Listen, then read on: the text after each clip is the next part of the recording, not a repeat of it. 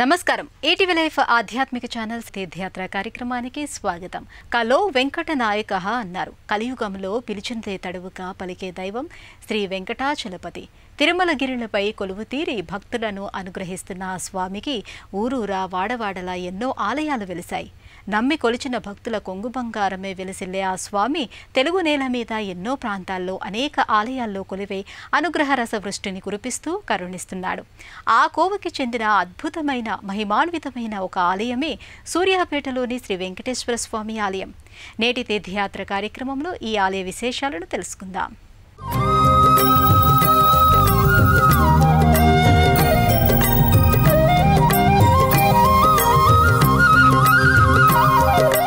భక్తులపై కరుణ కలిగిన నాడు భగవంతుడే స్వయంగా దివి నుండి భూమికి దిగి వస్తాడని చెప్పడానికి నిదర్శనమే సూర్యాపేటలోని శ్రీ వెంకటేశ్వర ఆలయం. ఈ ప్రదేశంలో తాను వెలిశానన్న సత్యాన్ని లోకానికి ద్యోతకం చేసేందుకు స్వామి ఓ పశువుల కాపరిని ఎన్నుకున్నాడు. అతని ద్వారా గ్రామస్తులందరికీ తాను ఇక్కడ ఉన్న విషయాన్ని తెలియజేసి లోక కళ్యాణం కోసం తన దివ్య రూపాన్ని ప్రకటితం చేశాడు.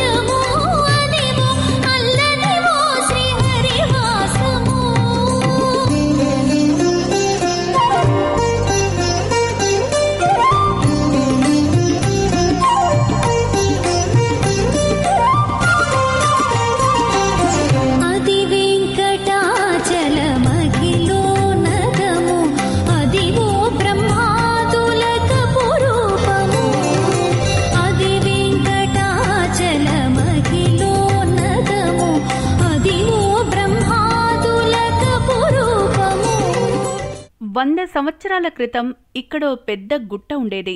చుట్టూ చెట్లతో అంతా అడవి ప్రాంతంలా ఉండేది. చుట్టుపక్కల ప్రాంతాల వారు ఇక్కడ పశువుల్ని మేపుకుంటూ ఉండేవారు. ఓ రోజున ఓ పశువుల కాపరికి స్వామివారు గుట్ట మీద తాను ఓ రాయిలో వెలిసి ఉన్నానని స్వప్నంలో కనిపించి తెలిపారు. మరునాడు ఆ పశువుల కాపరి పశువుల్ని కాసుకోవడానికి కొండమీదికి వెళ్లినప్పుడు ఆదిశేషుడు ఓ సర్పరూపంలో అతనికి కనిపించి స్వామివారు వెలిసిన చోటుకు తీసుకువెళ్లాడు. సర్పాన్ని అనుసరించి వెళ్లిన పశువుల కాపరికి 5 తలలతో ఉన్న ఆదిశేషుడి రూపంలో తిరునామాలు తీర్చిదిద్దిన ఓ శిలారూపం కనిపించింది. ఈ విషయాన్ని ఆ పశువుల కాపరి గ్రామ పెద్దలకు తెలియజేయగా ఊరి జనమంతా కలిసి స్వామిని వెతుక్కుంటూ కొండమీదికి వెళ్లి చూడగా వారికి కూడా అక్కడ శ్రీ వెంకటేశ్వర స్వామి దర్శనం కలిగింది. గ్రామస్తులంతా కలిసి అక్కడే ఓ చిన్న గుడి కట్టుకుని స్వామిని పూజించుకోవడం మొదలుపెట్టారు. కాలక్రమంలో అక్కడ ఓ పెద్ద దేవాలయాన్ని నిర్మించమని స్వామివారు నాటి సూర్యాపేట పట్టణ పోలీస్ ఉన్నతాధికారికి కలలో కనిపించి ఆదేశమిచ్చారు. గ్రామస్తుల గ్రామ పెద్దల సహకారంతో ఆ పోలీస్ ఉన్నతాధికారి స్వామివారి ఆలయ నిర్మాణానికి నడుం బిగించాడు. కాలక్రమంలో అందరూ కలిసి రావడం వల్ల మెల్లమెల్లగా ఆలయం అభివృద్ధి చెందింది. అది చూడరే మోహన రూపం 10 కోట్లు గల భావజ రూపం. అది చూడరే మోహన రూపం 10 కోట్లు గల భావజ రూపం. అది చూడరే మోహన రూపం.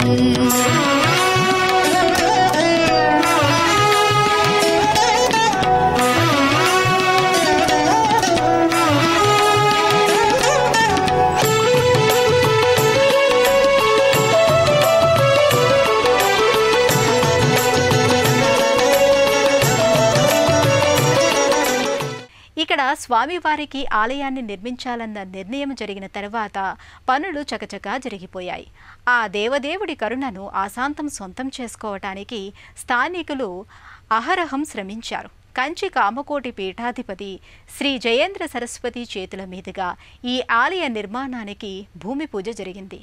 శ్రీ త్రిదండి పెదచీయర్ స్వామివారు గర్భాలయంలో మూల విరాట్ను స్థాపించి ప్రాణప్రతిష్ఠ చేశారు. కంచి కామకోటి పీఠాధిపతి శ్రీ జయేంద్ర సరస్వతి స్వామి ఆధ్వర్యంలో ఆలయ నిర్మాణానికి భూమి పూజ జరిగింది.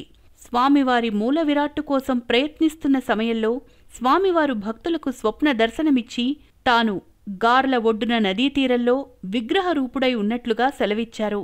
గ్రామస్తులు స్వామి స్వప్నంలో తెలిపిన చోటుకు వెళ్లి చూడగా అచ్చంగా స్వామివారు చెప్పిన చోటే మూల విరాట్టు దర్శనమిచ్చింది. ఆ మూల విగ్రహాన్ని తీసుకొచ్చి శ్రీ త్రిదండి పెద్దజీయర్ స్వామివారి చేతుల మీదుగా గర్భాలయంలో ప్రాణప్రతిష్ఠ గావించారు. వారి చేతుల మీదుగానే మహాకుంభాభిషేకం కూడా జరిగింది.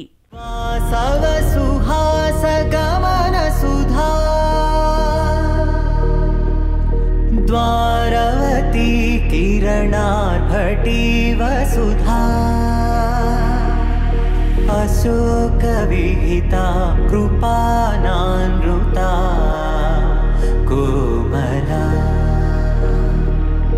మనోజ్ఞితం మమేకవాకం మయూఖయుగళ మధుసూదనా మదన మహిమగిరివాహఘనానా రాగరథ సారథి హే రమణ సుఖచలన సంప్రోక్షణ యోగ నిగమ నిగమార్చనా వసన అభయప్రద రూప గుణానా లక్ష విధి విధాన హే సదన నిఖిల జన సాలోచన యుగ యుగాలుగా ప్రబోధమయీ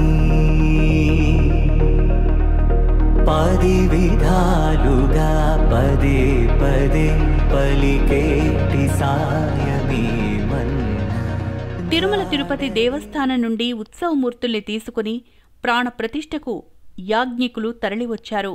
పాంచరాత్ర ఆగమోక్తంగా ఇక్కడ స్వామివారి ప్రతిష్ఠ జరిగింది. తర్వాతి కాలంలో గ్రామస్తులందరూ కలిసి మెల్లమెల్లగా ఆలయాన్ని అభివృద్ధి చేస్తూ వచ్చారు. ఆలయ నిర్మాణం కోసం చుట్టుపక్కల ప్రాంతాల్లో ఉన్న రైస్ మిల్లుల యజమానులందరూ బస్తాకొక రూపాయి చొప్పున సేకరించి భక్తితో విరాళాలను అందించడం విశేషం. నాటి నుండి ఖమ్మం, నల్గొండ జిల్లాల భక్తులతో పాటుగా మొత్తం తెలుగు నేల మీదే కాకుండా దేశవ్యాప్తంగా నలుమూలల నుండి తనను దర్శించి సేవించి తరించవచ్చే భక్తుల కొంగు బంగారమై స్వామి వెలసిల్లుతున్నాడు. తిరుమల తిరుపతికి దూరాభారం ప్రయాణం చెయ్యలేని సామాన్య భక్తులు తిరుమలేశుడికి మొక్కుకున్న మొక్కులను ఇక్కడే చెల్లించుకునే ఆనవాయితీ కూడా తర్వాతి కాలంలో మొదలైంది. చాలామంది అలా తిరుమలకు వెళ్లలేని స్థితిలో ఉన్న భక్తులు స్వామివారికి తలనీలాల మొక్కును ఈ ఆలయంలోనే తీర్చుకోవడం ఈనాటికి మనం చూడవచ్చు.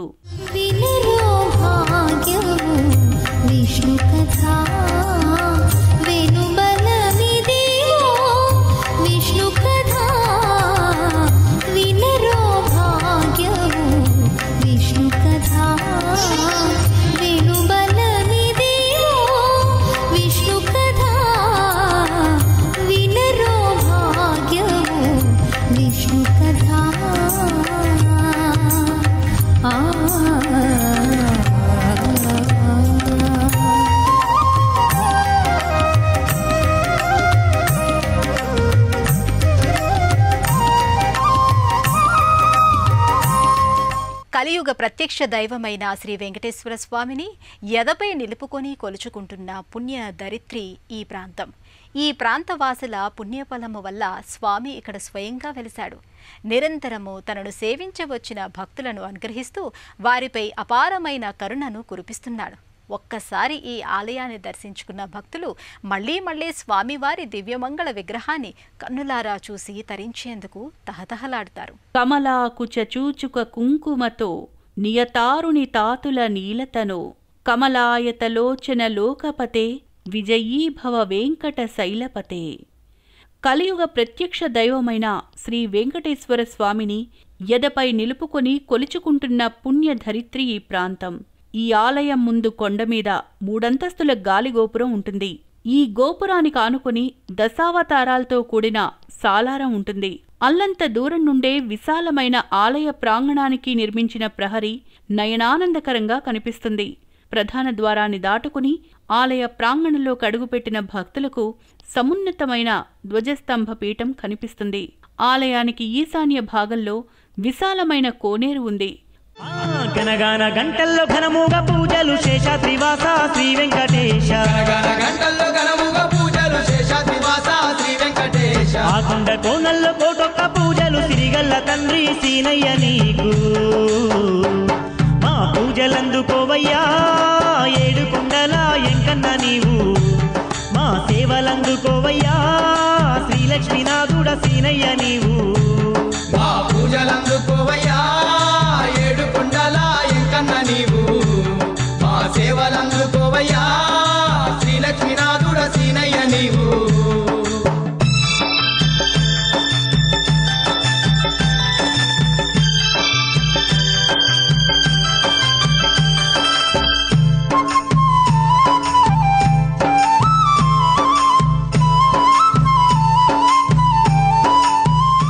కోనేరు పక్కనే సంకటమోచన మారుతి ఉపాలయం కనిపిస్తుంది. ఈ స్వామి ఇక్కడ క్షేత్రపాలకుడు. ఈ ఉపాలయాన్ని దాటుకుని కొద్దిగా ముందుకు వెళ్తే అక్కడ స్వామివారికి భక్తులు తలనీలాలు సమర్పించుకునే కళ్యాణకట్ట కనిపిస్తుంది.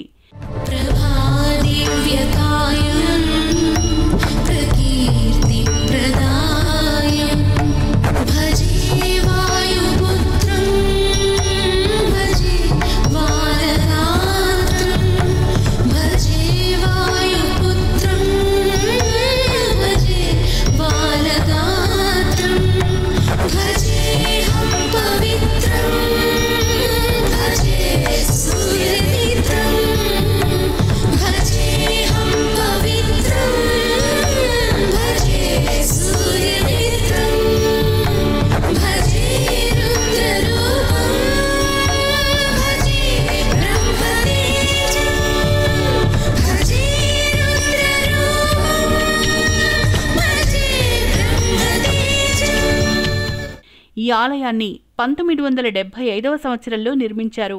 1977వ సంవత్సరంలో స్వామివారికి ప్రాణప్రతిష్ఠ జరిగింది. ధ్వజస్తంభం పీఠం ఎదురుగా ఉన్న మెట్ల వరుస మీదుగా పైకి చేరుకున్న భక్తులకు ధ్వజస్తంభం కనిపిస్తుంది. ధ్వజస్తంభానికి నమస్కరించుకుని ప్రదక్షిణ పూర్వకంగా ఆలయ ప్రధాన మంటపంలోకి అడుగుపెట్టిన భక్తులకు చిన్న మందిరంలో సరిగ్గా స్వామివారి మూల విరాట్టుకెదురుగా ఉన్న గరుడాళ్వార్ దర్శనమిస్తారు. భక్తులు గరుడాళ్వార్ ఆనతిని గైకొని సుమారు 50 అడుగుల పొడవైన విశాలమైన ఆలయ ప్రధాన మంటపంలోకి చేరుకున్న భక్తులు క్యూలైన్లో ముందుకు కదులుతూ స్వామివారి దర్శన భాగ్యాన్ని పొందేందుకు గర్భాలయం దిశగా కదులుతారు. క్యూలైన్లో స్వామివారి చెంతకు చేరుకున్న భక్తులకు ఉచిత దర్శనాన్ని కల్పిస్తారు. స్వామికి తమ గోత్రనామాలతో అర్చన చేయించుకునే భక్తులు విడిగా మరో క్యూలైన్లో స్వామివారి చెంత మరింత దగ్గరగా నిలబడతారు.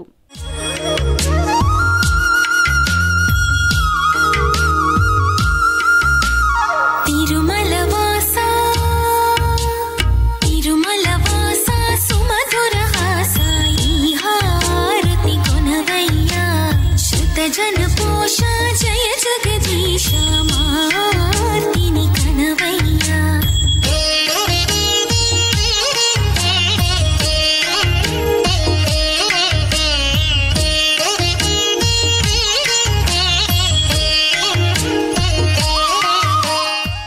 సచతర్ముఖ షణ్ముఖ పంచముఖే ప్రముఖాకిల దైవత మౌళిమణి శరణాగత వత్సల సారనిధే పరిపాలయ మాం వృషశైలపతే అంటూ నిరతము భక్తులు ప్రార్థించే రూపంలో గర్భాలయంలో స్వామి 2 చేతుల్లో వరదాభయముద్రలతో మరో 2 చేతుల్లో శంఖుచక్రాలను ధరించి 5.5 అడుగుల ఎత్తైన విగ్రహ రూపంలో చతుర్భుజుడై దర్శన భాగ్యాన్ని అనుగ్రహిస్తాడు. ధగద్ధగాయమాన ప్రభలతో విలసిల్లే రజత కిరీటం ఆభరణాలతో పూలహారాలతో పద్మపీఠంపై నిలిచున్న స్వామి సర్వాంగ సుందరంగా భక్తులకు దర్శనమిస్తాడు. స్వామివారికి కుడిపక్కన పద్మావతీదేవి, లక్ష్మీ తాయారు, ఎడమవైపున గోదాదేవి ఆళ్వార్లు దర్శనమిస్తారు. లక్ష్మీ తాయారును గోదాదేవిని శ్రీ త్రిదండి చిన్నరామానుజ జీయర్ స్వామివారు గర్భాలయానికి ఇరువైపులా ఉన్న ఉపాలయాల్లో ప్రతిష్ఠించారు. కనకవర్షిణి దివ్యదర్శిని నిత్యహర్షిణి పాహి మాం శక్తికారిణి పాపహారిణి లోకపాలిని పాహి మాం పాహి మాం పద్మాసని పాహి మాం సర్వేశ్వరి అహము తుంచా శిరసు వంచ అంజలించా కరుణించమ్మా నిన్ను కొలిచా. సంవత్సరం పొడవునా పూజలు, సేవలు, కైంకర్యాలు, ఉత్సవాలతో ఈ ఆలయం నిత్య కళ్యాణం పచ్చతోరణంగా వెలసిల్లుతూ ఉంటుంది. ప్రతి ఆదివారం ఇక్కడ మొక్కుబడి కళ్యాణోత్సవాన్ని నిర్వహిస్తారు. ఏటా వైశాఖ మాసంలో స్వామివారికి అంగరంగ వైభవంగా బ్రహ్మోత్సవాలు జరుగుతాయి. ధనుర్మాసంలో విశేషంగా స్వామిని గోదాదేవిని అర్చించి సేవించుకుంటారు. అమ్మవారి పేరిట నెలకొల్పిన మహిళామణులతో కూడిన ఓ భక్త బృందం ఈ ఆలయంలో జరిగే అన్ని సేవలు, ఉత్సవాలు స్వామివారికి, అమ్మవార్లకు సేవ చేస్తూ ఈ ఇరువురిని దర్శించి సేవించి తరించేందుకు వచ్చిన భక్తులకు కూడా సేవ చేయటం ఆలయంలో మరో విశేషం. పూజలు, సేవలు, ఉత్సవాలు. ఈ ఆలయంలో ప్రతి శుక్రవారం లక్ష్మీ తాయారుకు, గోదా అమ్మవారికి పంచామృత అభిషేకం జరుగుతుంది. ప్రతి శనివారం స్వామివారికి పంచామృతాలతో అభిషేకం జరుగుతుంది. ప్రతి ఆదివారం స్వామివారికి భక్తుల మొక్కుబడి కళ్యాణోత్సవాన్ని నిర్వహిస్తారు. ఏటా వైశాఖ మాసంలో స్వామివారికి వార్షిక బ్రహ్మోత్సవాలు జరుగుతాయి. వైశాఖ పౌర్ణమి నాడు అంగరంగ వైభవంగా బ్రహ్మోత్సవ కళ్యాణోత్సవం జరుపుతారు. మర్నాడు స్వామివారికి రథోత్సవం జరుగుతుంది. బ్రహ్మోత్సవాల్లో 3వ రోజున స్వామివారికి కోనేటిలో చక్రస్నానం జరుగుతుంది. శ్రావణ మాసంలో ఈ ఆలయంలో పవిత్రోత్సవాలు జరుగుతాయి. దసరా శరన్నవరాత్రి ఉత్సవాలను కూడా ఇక్కడ అత్యంత వైభవంగా నిర్వహిస్తారు. గోవిందుడే కోక చుట్టి గోపెమ్మ వేషం కట్టి ముంగోల చేత బట్టి వచ్చెనమ్మా. గోవిందుడే కోక చుట్టి గోపెమ్మ వేషం కట్టి ముంగోల చేత బట్టి వచ్చెనమ్మా. నవమోహన జీవన వరమిచ్చెనమ్మా. ఇకపై ఇంకెప్పుడు నీ చేయి విడిచి వెళ్ళనని చేతిలోన చేసి ఒట్టేసెనమ్మా. ఆలయ దర్శన వేళలు. నిత్యం ఈ ఆలయం ఉదయం 6 గంటల నుండి మధ్యాహ్నం 12 గంటల వరకు, తిరిగి సాయంత్రం 6 గంటల నుండి 8 గంటల 30 నిమిషాల వరకు తెరిచి ఉంటుంది. ప్రయాణ సౌకర్యాలు. ఈ ఆలయం హైదరాబాద్ నుంచి విజయవాడకు వెళ్లే జాతీయ రహదారిపై సరిగ్గా మధ్యలో ఉన్న సూర్యాపేట పట్టణంలో ఉంది. ఆలయం కూడా సూర్యాపేట పట్టణంలో జాతీయ రహదారికి దగ్గరలో ఉన్నందువల్ల ఇబ్బడి ముబ్బడిగా బస్సు సౌకర్యం, స్థానిక రవాణా సౌకర్యాలు అందుబాటులో ఉన్నాయి. శ్రీ త్రిదండి చినజీయర్ స్వామివారి ఆలయంలో వేద, స్మార్త, ఆగమ విద్యను అభ్యసించిన పాంచరాత్ర ఆగమంలో సుశిక్షితులైన అర్చకులచే నిత్యం స్వామివారికి ధూప, దీప నైవేద్యాలు, ఇతర పూజలు, సేవాది కైంకర్యాల నిర్వహణ జరుగుతుంది. ప్రధాన అర్చకులు నల్లం చక్రవర్తుల వేణుగోపాలాచార్యుల ఆధ్వర్యంలో స్వామివారికి నిత్య పూజాది కైంకర్యాలు, సేవలు, ఉత్సవాలు జరుగుతున్నాయి. ఇవి ఈ ఆలయం విశేషాలు. మరో తీర్థయాత్ర కార్యక్రమంలో మరో ఆలయ విశిష్టతను గురించి తెలుసుకుందాం. అంతవరకు సెలవు. నమస్కారం. అదివో అల్లదివో శ్రీహరివాసము. అదివో అల్లదివో శ్రీహరివాసము. 10,000 శేషుల పడగలమయము. అదివో అల్లదివో శ్రీహరివాసము. 10,000 శేషుల పడగలమయము. అదివో అల్లదివో శ్రీహరివాసము.